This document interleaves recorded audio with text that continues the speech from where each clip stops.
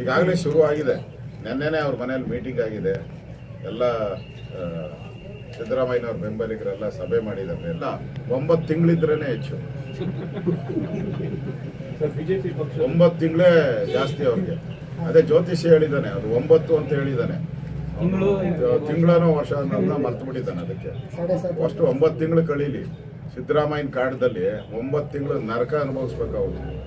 ಆಮೇಲೆ ನೋಡೋಣ. 9 ತಿಂಗಳಾದ್ಮೇಲೆ ಇದ್ರೆ ಕೇಳಿ ನನ್ನ ಈಗಾಗಲೇ ಶುರು ಆಗಿದೆ.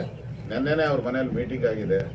ಎಲ್ಲ ಸಿದ್ದರಾಮಯ್ಯನವ್ರ ಬೆಂಬಲಿಗರೆಲ್ಲ ಸಭೆ ಮಾಡಿದ್ದಾರೆ. ನನಗಿರುವಂಥ ಮಾಹಿತಿ ಸಭೆ ಮಾಡಿ ಮುಂದೆ ಏನೇನು ತೀರ್ಮಾನಗಳು ಮಾಡಬೇಕು.